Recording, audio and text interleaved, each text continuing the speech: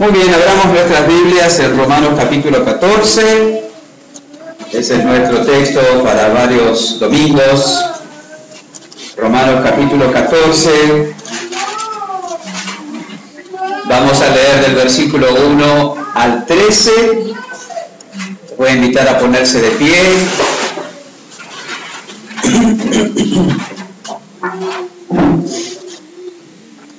Vamos a hacerlo de forma antifonal.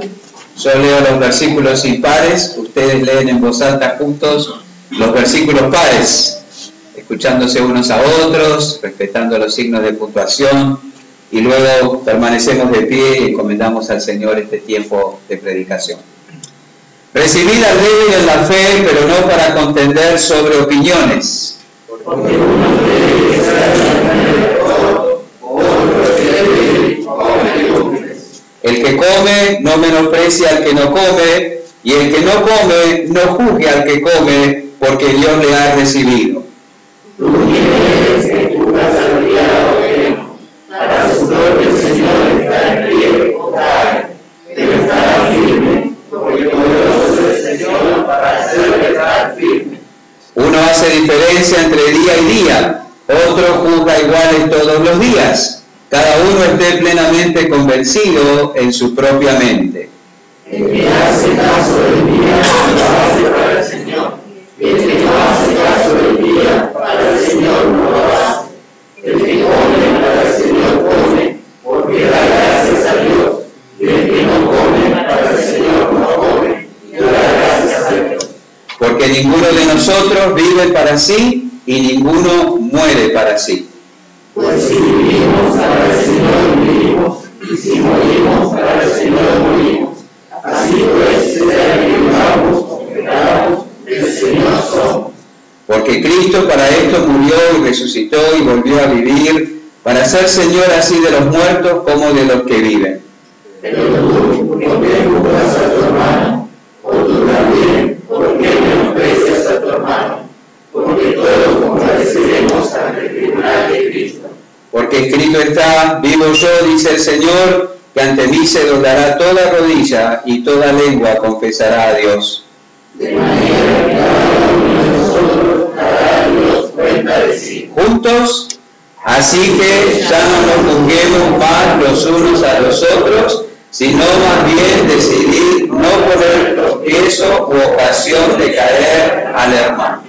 Hermano Luis Canelo, diríjanos en oración, por favor.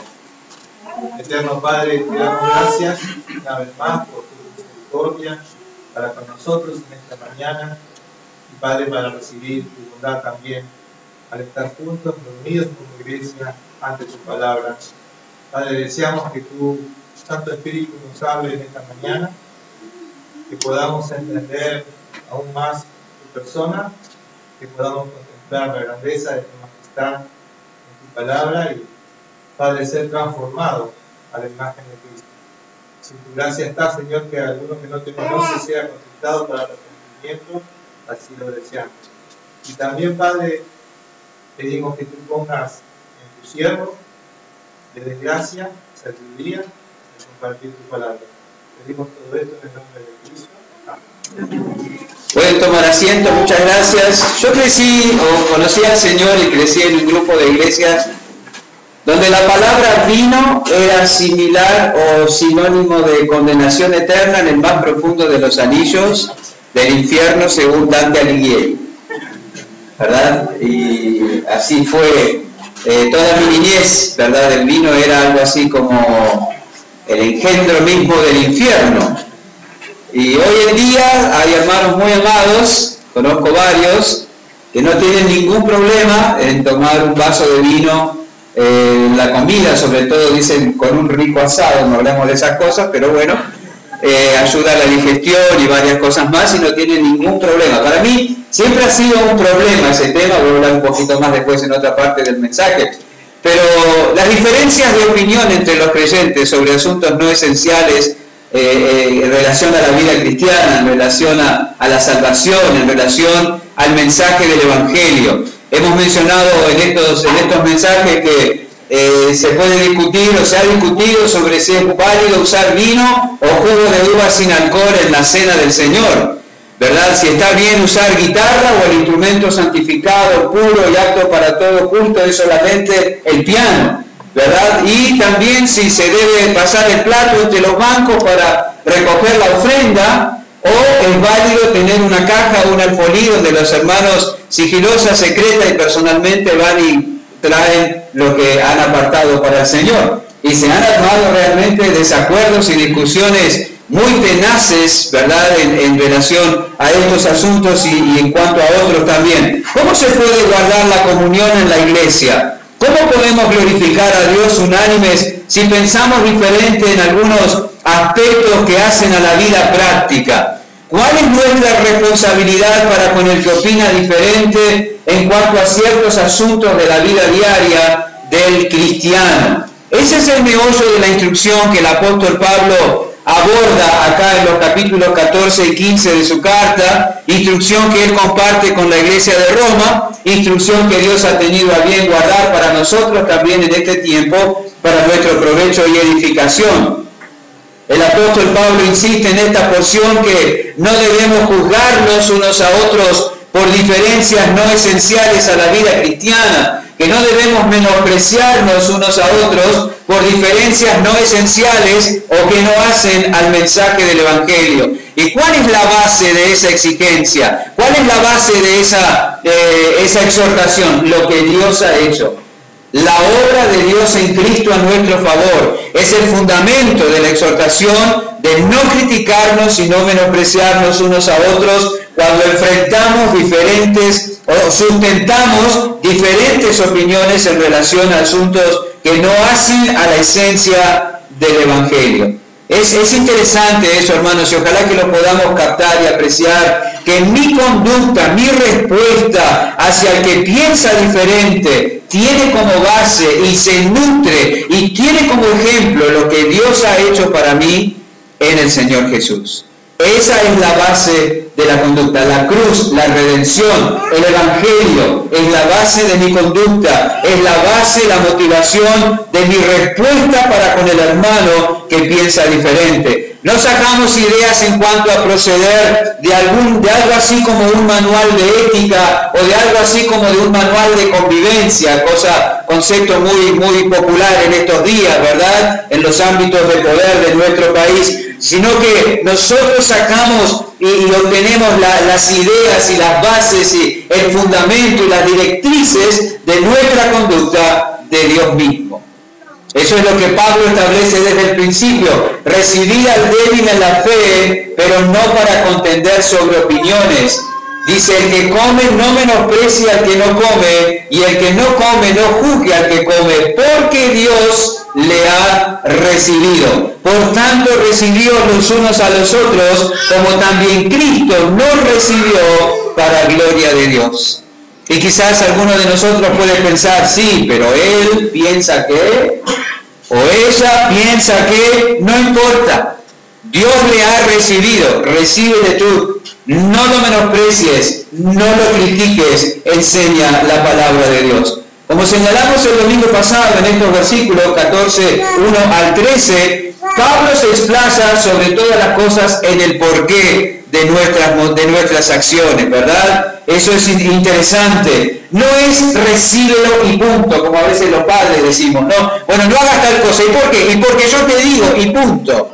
¿Verdad? No es eso lo que encontramos aquí en esta porción de Romanos. No es recíbelo y punto. Es recíbelo porque el apóstol establece un fundamento. Hay una razón, ¿verdad? Hay un argumento válido para justificar esa exigencia de no juzgarnos o no menospreciarnos. Y la respuesta mía, hermanos, ya no depende de la fuerza del fundamento, sino de la humildad del corazón. Eso es fundamental. Cada vez que nos acercamos a la Escritura, nos será de provecho, obrará nuestras vidas, transformará nuestra mente de acuerdo a la disposición, humanamente hablando, con la que nos acercamos a ella. El apóstol espera y lo hace fundamentar su exigencia, fundamentar su instrucción, pero él sabe que la clave de la conducta, ¿verdad? Que la clave de la obediencia, que la clave de la santidad, que la clave del andar que agrada a Dios, no es la fuerza del argumento que el creyente pueda recibir, sino la humildad del corazón, la humildad de su corazón. Eso es fundamental. ¿No ha tratado usted con alguien que no se rinde a la fuerza del argumento, aun cuando el argumento es diáfano como el cristal y fuerte como el acero? La cosa está clara, usted la presentó bien, usted hizo gala de un conocimiento bíblico fantástico, sin embargo la otra persona resiste al consejo y a la exhortación. ¿Cuál es el problema? La falta de humildad en el corazón. Ese es el problema. ¿No ha procedido usted con soberbia ante una confrontación o consejo, aun cuando el argumento que le presentaron para exhortarle y para aconsejarle era válido, era diáfano como el cristal, era fuerte como el acero? Claro que sí. ¿Cuál era la razón? ¿Cuál es el problema? Es la falta de humildad en el corazón. Alguien así responde, sí, pero no lo voy a hacer. Sí, tenés razón, pero no lo voy a hacer. Pablo esperaba que una vez que los hermanos en Roma leyeran, ¿verdad?, su instrucción, dejaran de juzgar al hermano que pensaba diferente, dejaran de menospreciar al hermano que procedía diferente, con humildad de corazón. Ese es aquí el argumento de Pablo, revelando los pensamientos de Dios. Es un argumento fuerte. Es un argumento cristocéntrico, es un argumento eterno, es un argumento válido, es un argumento certero en relación al por qué las diferencias de opinión no deben afectar la comunión. Las diferencias de opinión no deben afectar la comunión entre los hermanos en Cristo, y aceptarlo o no, actuar de acuerdo a eso o no, pondría de manifiesto la condición del corazón. Miren lo que dice Proverbios 22, 17, interesante, impactante, muy claro el pasaje que tenemos ahí, las verdades que tenemos allí sin perder Romanos. Proverbios capítulo 22, versículo 17. Inclina tu oído y oye las palabras de los sabios, y aplica tu corazón a mi sabiduría, porque es cosa deliciosa si la guardares dentro de ti, si juntamente se afirmaren sobre tus labios, para que tu confianza sea en Jehová, te las he hecho saber hoy a ti también. No te he escrito 3 veces en consejos y en ciencia, para hacerte saber la certidumbre de las palabras de verdad, a fin de que vuelvas a llevar palabras de verdad a los que te enviaron. Salomón está hablando con su hijo. Él le dice, te he compartido palabras de verdad. Te he escrito 3 veces en consejo y en ciencia. Anhelo que recibas lo que te digo, que aprendas lo que te enseño, que tomes para ti aquello que comparto como instrucción. ¿Cuál era la clave? Que aplicara el corazón a la sabiduría. Ese es el anhelo. Recién Pablo oró al empezar la reunión que ojalá que esto no sea algo así como una simple actividad religiosa. Es domingo de mañana, vamos a la reunión, nos juntamos con los hermanos, participamos del culto, el pastor no me va a escribir preguntándome por qué no vine, todo está bien, enfrento la semana con tranquilidad de conciencia. No. Se espera, hermanos, que haya en nosotros una disposición de humildad. Es un acto de adoración, inclinarnos en humildad ante la Escritura y recibir la enseñanza. Eso es lo que Pablo esperaba de los hermanos en Roma, y también espera Dios de nosotros. Que con humildad nos inclinemos ante la Escritura y recibamos la palabra, ¿no es cierto?, para nuestra edificación y provecho en la fe. Mencionamos el domingo pasado que Pablo da varios por qué no hay que juzgar ni menospreciar al hermano, y vamos a ver 3 razones que el apóstol establece en este pasaje esta mañana, deteniéndonos en ella una vez más. En primer lugar, el apóstol dice que no debemos juzgar a los hermanos porque pertenecen al Señor y Él está obrando en ellos. Capítulo 14, versículos 4 y 5. ¿Tú quién eres que juzgas al criado ajeno? Para su propio Señor está en pie o cae, pero estará firme, porque poderoso es el Señor para hacerle estar firme. Solo versículo 4, perdón. No debemos juzgar o menospreciar al hermano que tiene una opinión diferente en cuanto a algún asunto de la vida práctica que no es esencial al Evangelio, porque pertenece al Señor y Él está obrando en ellos. Podemos captar la fuerza de la expresión de Pablo: ¿tú quién eres que juzgas al criado ajeno? A veces leemos así descuidadamente, ¿verdad? Pero la fuerza de la expresión y la fuerza con que Pablo expresa esta verdad es impactante. ¿Tú quién eres? El que juzga al hermano, el que lo critica por su opinión diferente, está actuando con soberbia, tomando un lugar que no le corresponde. Eso es lo que Pablo trata de establecer. Es como si en nuestro lenguaje y en nuestra forma de hablar moderna, contemporánea, le diríamos: ¿y tú qué te pensás que sos? ¿Quién te crees que sos? ¿Le han dicho eso alguna vez?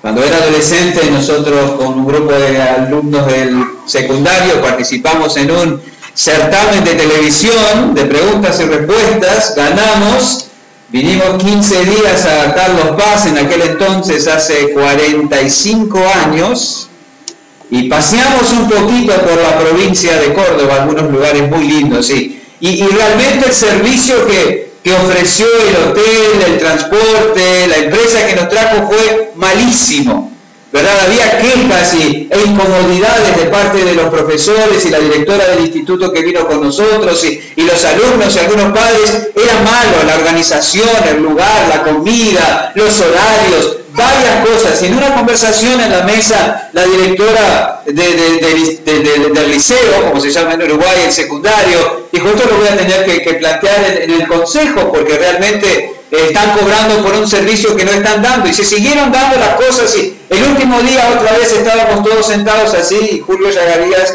le preguntó a la directora: ¿y al final usted lo va a decir al consejo?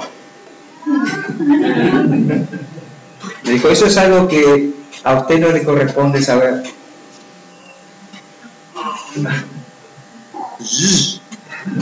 ¿Tú quién eres?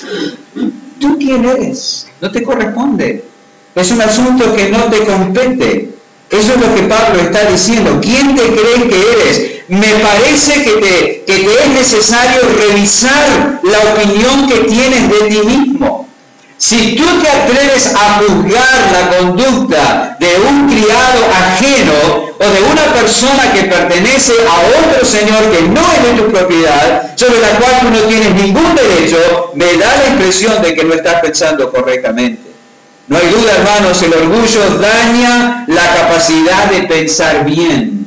El orgullo nos hace acercarnos al otro de una manera que no nos corresponde. Y eso se puede dar en el hogar, y se puede dar en el trabajo, y se puede dar en la iglesia. El orgullo me coloca engañosamente sobre una plataforma, ¿verdad?, desde la cual me acerco al otro en una actitud que no es la correcta. Con razón el apóstol escribe: ¿tú quién eres? Lo coloca en su lugar. Tú no eres Dios. Y no lo dudemos, hermanos, qué sano es que en ciertas oportunidades el Señor hable así a nuestra conciencia, ¿verdad? Que nos recuerde quiénes somos, que nos recuerde nuestra debilidad, que nos recuerde nuestra dependencia de Él, que nos recuerde la base sobre la cual fuimos salvados por pura gracia, no por mérito, logro, capacidad, credencial, diploma, conocimiento, cualquiera de esas cosas, por pura gracia. ¿Quién eres para levantarte contra alguien con el cual sos igual? ¿Quién eres tú? Es muy sano eso. Qué fácil es engañarnos a nosotros mismos. Qué fácil es adjudicarnos algún tipo de preeminencia que nos hace pensar que tenemos derecho a tomarnos ciertas prerrogativas. Cuidado, que se nos cierre la puerta en la cara cuando tratamos de entrar a un lugar donde no nos corresponde. Es muy sano. Es muy bueno para nuestro corazón. Bueno me es haber sido humillado dice el salmista. Ahora guardo tu palabra. Guardo tu palabra. Qué maravilloso. Es bueno pensar de vez en cuando, ¿quién soy realmente? Qué bueno que es así, ¿no? Me encanta un coro que dice, soy simplemente un pecador que alcanzó la salvación por su amor. Solo eso soy. Como dijo aquel gran hombre de Dios, he llegado al fin de mi vida, no veo muy bien, estoy viejo y decrépito, pero hay dos cosas que sé. Soy un gran pecador y Él es un gran salvador. Es maravilloso tener esa conciencia de quién somos realmente, ¿verdad? Soy un pecador que alcanzó la salvación por su amor, igual que aquel a quien me atrevo a criticar. Que es saludable. Con una actitud así, será muy difícil encontrar motivo y justificación para criticar. Ahora, consideremos el resto del versículo 4, lo que Pablo escribe allí. Dice, ¿tú quién eres que juzgas al criado ajeno? Para su propio Señor está en pie o cae, pero estará firme, porque poderoso es el Señor para hacerle estar firme. No es tu criado, no es tu empleado, diríamos hoy. El asunto que establece el apóstol es la falta de autoridad o derecho sobre el otro, ¿verdad? Nosotros tenemos responsabilidades unos para con otros. Es buen tópico para estudiar en el Nuevo Testamento. Todos los unos a los otros que aparecen en el Nuevo Testamento. Saludaos unos a otros, orad unos por otros, llevad la carga los unos por los otros. Soportaos los unos a los otros, perdonaos los unos a los otros. Es muy interesante esas directrices que encontramos en la Escritura en cuanto a las responsabilidades que tenemos los unos para con los otros, pero no tenemos ningún derecho sobre los otros. Sí tenemos responsabilidades, pero no tenemos ningún derecho sobre los demás. Es como si yo me opusiera algún trabajo asignado a la señora que trabaja al lado, ¿verdad? Varios de nuestros vecinos tienen personas que trabajan limpiando sus casas y los vemos limpiando sus veredas y podando el jardín y haciendo mandados y como si me quieran, miren, no puede así la ligustrina, le diría al empleado del vecino de enfrente, o a la señora de al lado, mire, no lave así la vereda, la tiene que lavar de otra forma. ¿Y usted quién es? ¿Yo respondo a la señora que vive acá o al hombre que me contrató allá? ¿Quién es usted para venir a decirme cómo tengo que hacer mi trabajo? Si yo tuviera algún problema, ¿con quién debería hablar? Con su amo en aquel entonces, con su empleador en el día de hoy. Ese es el tono del apóstol. Te estás metiendo donde no te corresponde. Y qué preciosa joya doctrinal y de verdad alentadora tenemos en esa frase: estará firme porque poderoso es el Señor para hacerle estar firme. Yo veo a mi hermano débil, atado a cosas que no debería estar atado, opinando en mi opinión, valga la expresión, erróneamente sobre algún asunto que no hace al mensaje del Evangelio y lo considero una debilidad.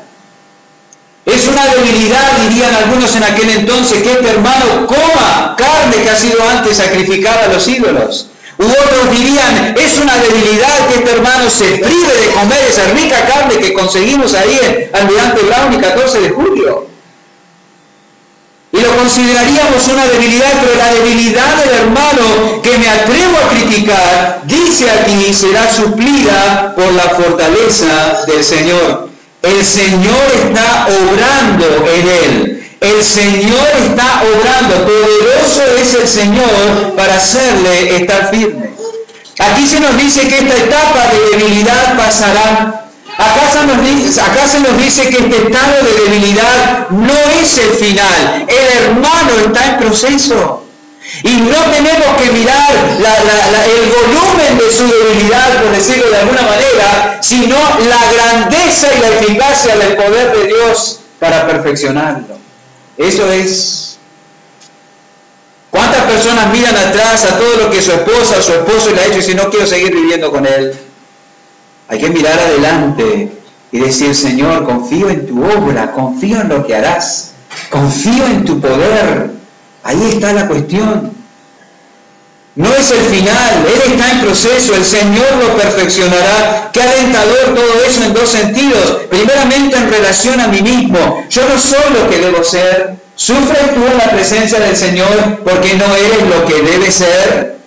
Hay un dejo de melancolía, de tristeza, de arrepentimiento continuo al mirar la gloria de Cristo, al mirar las ventajas, los beneficios de la cruz, al mirar las bendiciones que tenemos en Él y decir, pero ¿cómo puede ser que yo reaccione aún y actúe aún en esta manera a la luz de todo lo que tengo en Él? ¿Has sufrido en tu corazón en la presencia del Señor porque no eres lo que debes ser, gracias a Dios? Pero tampoco eres lo que eras. Recuerda de dónde te sacó el Señor. Pero lo más maravilloso de todo es esto: mucho menos soy lo que seré. Un día seré como Cristo, semejante a Él. Y todo el universo admirará la gloria de Cristo en mí y en el hermano que tú criticas también. Y Pablo dice, no, hermanos, no.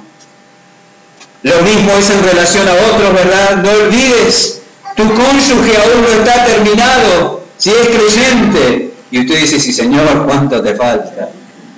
Tus hijos no están terminados, tus padres no están terminados, tus hermanos en la fe no están terminados. No miremos la debilidad del hermano, ¿verdad? Va a ser una buena base y un buen pretexto para criticarlo, pero miremos la gracia de Dios y su suficiencia para llevarlo a la perfección, y eso será fundamento para la paciencia. Tú dices, sí, pero me ha dicho tantas veces que va a cambiar, y sí, no puede cumplir sus promesas. Él no es poderoso para perfeccionarse a sí mismo. No es suficiente para llevar adelante esa obra de santificación. El que es poderoso para eso es el Señor. Tú sabes que las promesas de Él o de ella son vanas. Lo deberías saber. Si no hay poder en nosotros para cambiar, para santificarlo, lo deberías saber. Pero poderoso es el Señor, dice aquí, para hacerle estar firme. Eso es una conducta. Eso, el proceso, la santificación, eso es parte de Dios. Como ya dijimos, hermanos, mi conducta debe ser en respuesta al obrar de Dios, a lo que veo en Él, a lo que sé de Él, a lo que oigo de Él. Tu esposo no es como debe ser, tu esposa no es como debe ser, tú conoces todas sus inconsistencias, pero alégrate en lo que Dios ha hecho y en lo que Dios hará. Poderoso es el Señor, dice allí. No quiero ni pensar en cómo será cuando llegue a viejo, dicen algunas esposas. Bueno, se espera que mientras el hombre exterior se va desgastando, el interior se va renovando de día en día. Se espera que el Señor profundice la obra en nosotros. Eso es.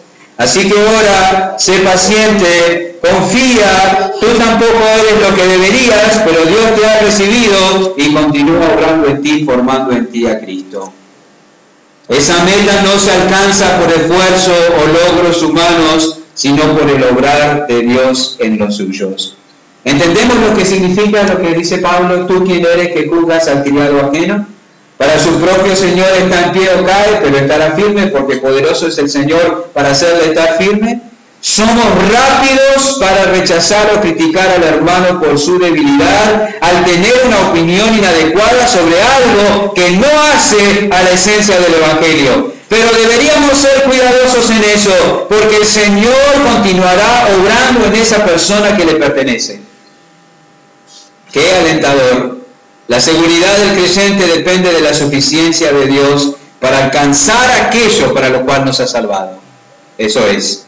No juzguemos al hermano, pertenece al Señor, y aunque hoy podamos identificar varias inconsistencias y baches en su andar, es del Señor y Él está obrando en su vida. Perfeccionará la obra, la completará. El Señor lo sostendrá y santificará. En segundo lugar, Pablo dice aquí en el versículo 5, uno hace diferencia entre día y día, otro juzga iguales todos los días, cada uno esté plenamente convencido en su propia mente. Dice Pablo que no debemos juzgar al hermano en segundo lugar porque está actuando de acuerdo a su convicción personal. No debemos juzgar al hermano porque pertenece al Señor y el Señor está obrando en él. Pero tampoco debemos juzgar al hermano porque debemos asumir que está actuando de acuerdo a su convicción personal. Y eso es válido, eso es correcto, eso es deseable. Ya pasamos por aquí, pero igual vale decir que este es un principio muy importante para la vida que debemos recordar. Dice, cada uno esté plenamente convencido en su propia mente. Cada uno en su propia mente. No debemos considerar algo como válido porque otros lo hacen, ¿verdad? En estos asuntos de opinión, nosotros debemos formular una convicción personal. Eso no es una crítica, pero nosotros traemos las costumbres de nuestras familias, ¿verdad? Y cuántos choques se han dado cuando hay un casamiento y él trae las costumbres de su familia al hogar y ella trae las costumbres de su familia al hogar. Y esto en casa y en mi familia lo hacemos así y lo vamos a seguir haciendo así. Oh. Y ella dice, no, en casa lo hacíamos de esta manera y lo vamos a hacer así. Los domingos pasta, los lunes tal cosa, y nada de aquello y nada de lo otro. A veces en las cosas espirituales también nos movemos en esa forma, por tradición, por amistad o por la denominación. En centros bíblicos se hace así. Entonces lo vamos a seguir haciendo así. Y dice aquí, plenamente convencido. ¿Fijaron eso? No dice simplemente convencido, sino plenamente convencidos. En cuanto a asuntos de opinión, debe haber un convencimiento propio. No lo hago o sí lo hago porque tengo cierta convicción. A eso debo aspirar. No solamente porque siempre se ha hecho así, sino que estoy convencido en mi corazón que es así como debo proceder. Como dijimos el domingo pasado, en Roma, algunos estaban convencidos de que se podía comer carne que antes había sido ofrecida a los ídolos sin ningún problema. Tenían entendimiento y sobre la base de ese entendimiento llegaron a un convencimiento. Y sobre la base de ese convencimiento adoptaron un comportamiento. Esa es la clave. Entendieron que un ídolo no era nada. Entendieron que el ídolo no le hacía nada a la carne que vendían en la carnicería. Entendieron que comer aquella carne no traía nada diabólico al cuerpo al hacerlo. Y sobre ese entendimiento se convencieron de que podían comer. Y convencidos de que se podía comer, comían. Entendimiento, convencimiento, comportamiento. Pablo dice, cada uno esté plenamente convencido en su propia mente. Eso es, hermanos, debemos formar convicciones. No solamente porque siempre se ha hecho así en mi familia o en mi iglesia o en esta nación, sino que estoy convencido que es así que se debe proceder. Eso es lo que nosotros debemos entender. El entendimiento debe llevarnos al convencimiento y el convencimiento debe llevarnos a cierto comportamiento. Algunos en Roma no tenían ese entendimiento. No habían captado que un ídolo no era nada. No habían captado que no se puede traspasar algo demoníaco por algo material. Muchos creen eso, por eso ven un gato negro, una escalera, una ofrenda de los umbandas o lo que sea, y caminan 4 cuadras porque hay algo peligroso ahí. La Biblia dice que nada espiritual puede introducirse a nosotros por algo material. No es lo que entra lo que contamina. Pablo dice, coman tranquilos, no pasa nada. Pero había algunos que les costaba entenderlo y aceptarlo. Entonces, por ese reparo, se convencieron de que no debían comer y así tuvieron ese comportamiento. Y ambos actuaban de acuerdo a eso y el otro no tenía que criticarlo o juzgarlo. No hablamos de doctrina, hablamos de opinión. Y hermanos, somos responsables de estar convencidos. No podemos decir, a mí me da lo mismo. Me da lo mismo si tomo vino o si no tomo vino. Me da lo mismo si me visto así o si no me visto así. Me da lo mismo el uso que doy al domingo o que no le doy. Me da lo mismo. No te puede dar lo mismo. Tienes que tener un convencimiento, tienes que estar convencido, debemos arribar a un convencimiento y así movernos. ¿Por qué es importante eso? Por lo que leemos en versículo 23 y lo vamos a examinar más adelante con más detenimiento, pero dice, el que duda sobre lo que come es condenado, porque no lo hace con fe y todo lo que no proviene de fe es pecado. Pablo dice, el no estar plenamente convencido te lleva a pecar. Te lleva a pecar. Hay que estar seguro. Hay que formar una convicción. Delante de Dios, cada uno debe considerar y convencerse en cuanto a un rumbo a seguir, en cuanto a un asunto de opinión.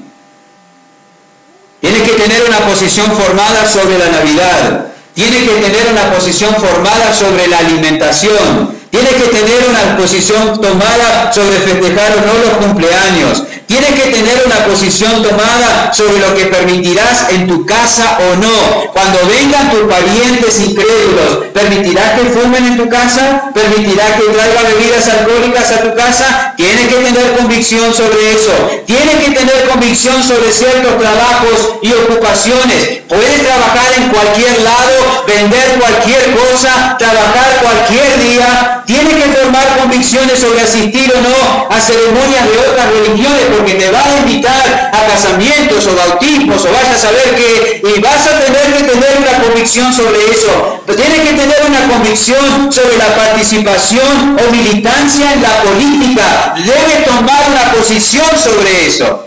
Convicciones.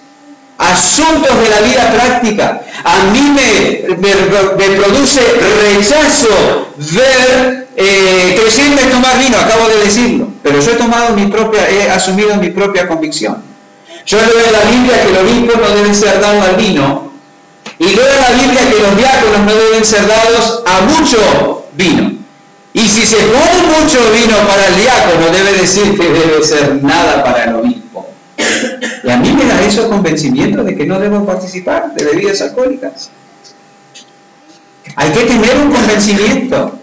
Hay que estar convencidos de lo que debemos hacer. Y si tú eres un líder en tu hogar, o si lo serás algún día, mucho más, jóvenes, hombres, siéntense a pensar sobre estas cosas si nunca lo han hecho. Porque va a llegar el momento en que vamos a tener que dirigir a nuestra familia en eso. Y eso debemos destacarlo, ¿verdad? Vivimos en la era de la información. Oímos cosas de muchos lados y de muchas fuentes. Si algo nos falta es información. Pero también hay que cuidar, porque abunda la información falsa o de fuentes dudosas. Podemos encontrar cualquier cosa en la web. Hay mucha información, hay que ser selectivo, hay que acudir a buenas fuentes. Busquen fuentes cuyos autores sean temerosos de Dios. Nutran su conocimiento y entendimiento de autores que sean piadosos, que sean reconocidos. No lean los libros de los críticos de la Biblia. No lean los libros de los que niegan la existencia, el gobierno y la soberanía de Dios. Te va a contaminar la mente y vas a llegar a criterios equivocados. Mejor lee a los antiguos, a los conservadores, a los puritanos, pero sobre todo, lee la Biblia. Sobre todo, lee la Biblia y permite que la Biblia moldee y equipe y eduque tu conciencia. Algunos conocen más de otras fuentes que la Biblia misma. Parafraseando la Escritura, diríamos, hermanos míos, esto no debe ser así, ¿verdad? No debe ser así. Y en tercer y último lugar, el versículo 6 en adelante, Romanos 14, el que hace caso del día lo hace para el Señor, el que no hace caso del día para el Señor no lo hace.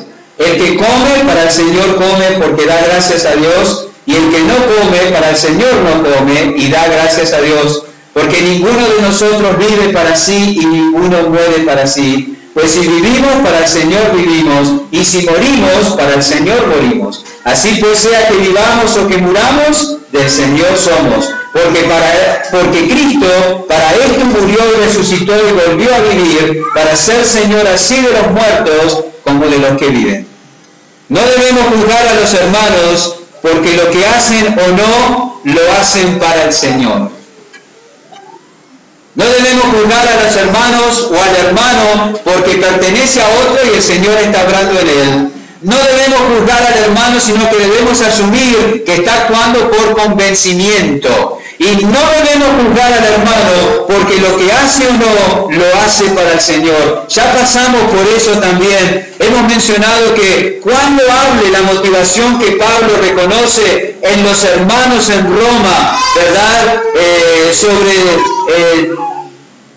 Sin importar de qué lado de la opinión están, ¿verdad? Vieron que dice, el que hace caso del día lo hace para el Señor y el que no hace caso del día para el Señor no lo hace. Yo me imagino a los que guardaban el sábado cuando escuchaban, el que hace caso del día para el Señor lo hace.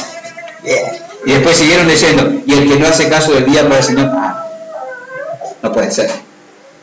Él asumió que de los dos lados de la opinión estaban haciendo las cosas que hacían para honrar al Señor. La preocupación de todos ellos era agradar y honrar al Señor.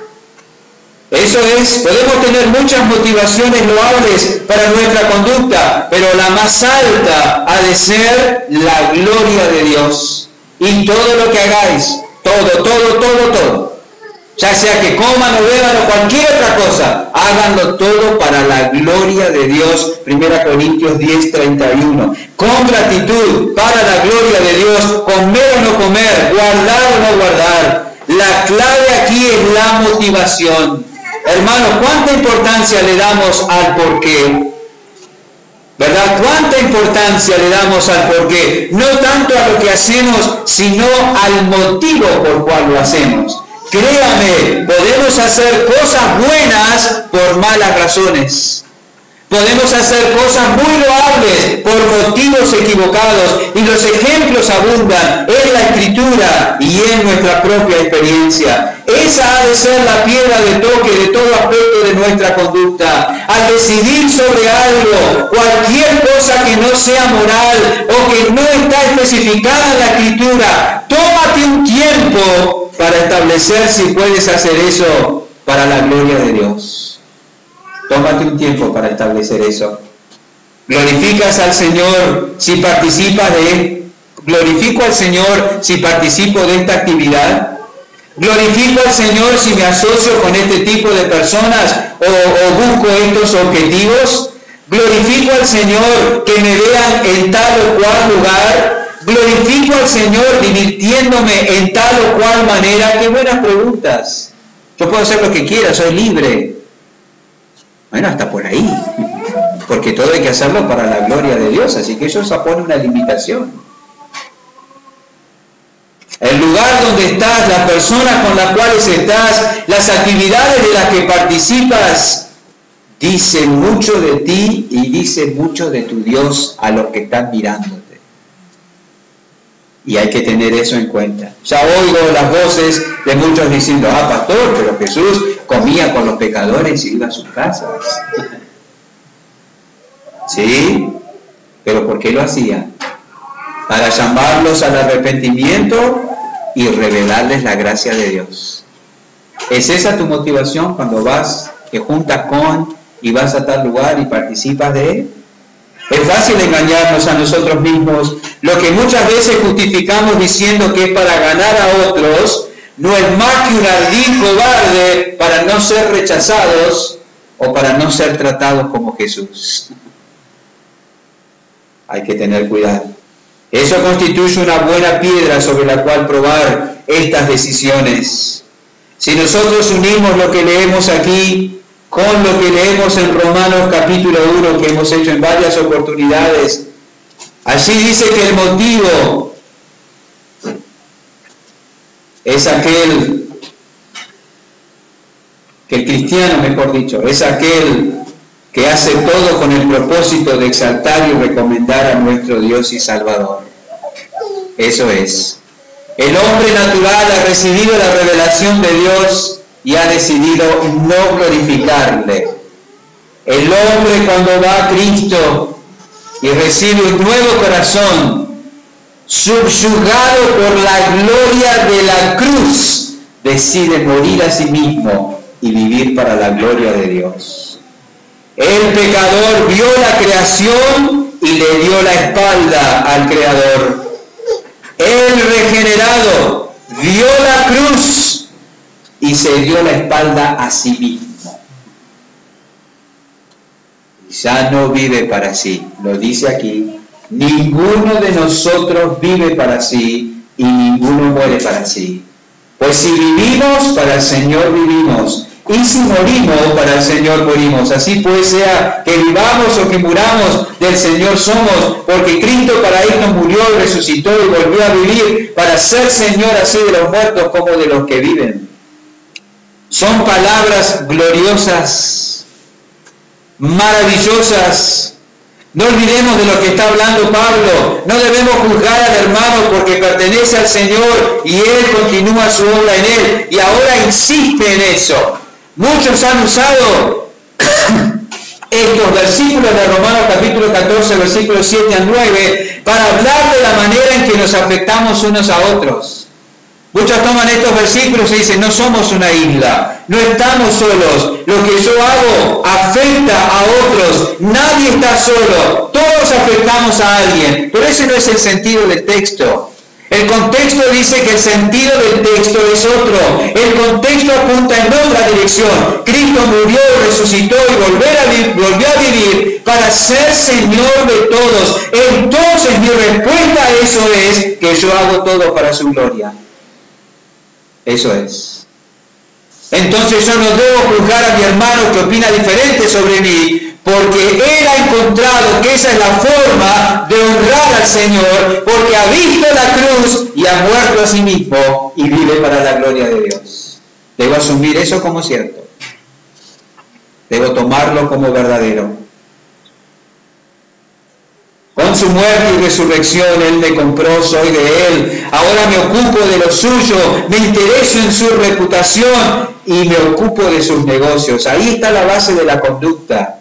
El que ha entendido el alcance de la muerte y la resurrección de Cristo actúa sobre esa base.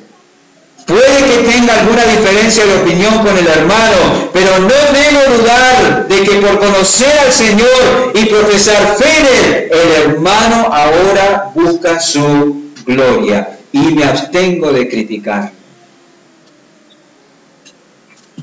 La vida está moldeada por ese propósito y aún la muerte está moldeada con ese propósito, glorificar al Señor.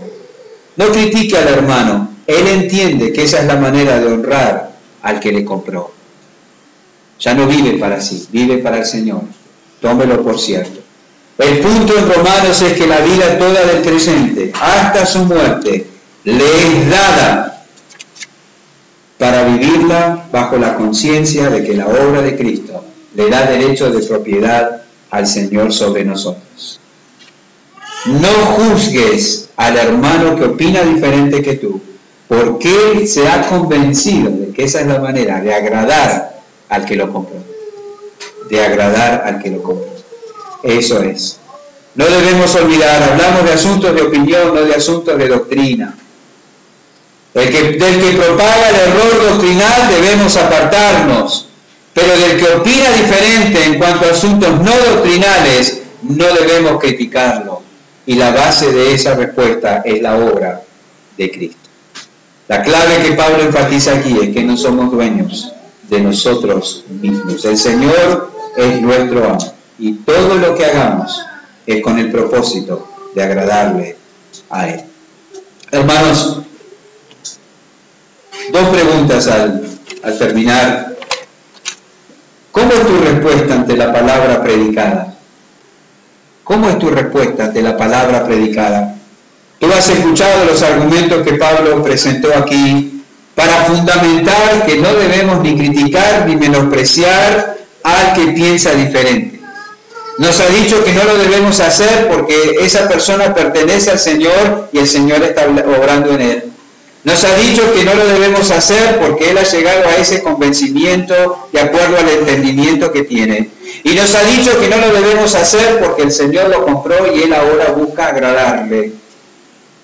¿Qué vas a hacer ahora con lo que has escuchado? ¿Qué harás? ¿Habrá sumisión a lo que oíste? ¿Permitirás que la verdad de Dios te moldee? ¿O será que cuando leas o escuches o veas lo que otro hace, piensa u opine distinto a tu pensamiento, te permitirá seguir menospreciándolo y criticándolo? ¿Te permitirá seguir respondiendo naturalmente o vas a responder bíblicamente? ¿Qué harás con lo que has escuchado? Yo quiero decirte que seguramente vas a ser introducido en situaciones donde se va a poner a prueba la relevancia que la palabra de Dios tiene para ti. Y vas a ser introducido en situaciones donde se va a poner a prueba la confianza que tienes en la palabra de Dios como autoridad para tu vida. Estate atento, porque te va a permitir discernir la condición de tu corazón. Si tú tienes un corazón no regenerado, seguramente resistirás a lo que escuchaste. Pero también, si tienes un corazón malo de incredulidad, también resistirás a lo que escuchaste. Y si tienes un corazón endurecido por el pecado, también resistirás a lo que escuchaste.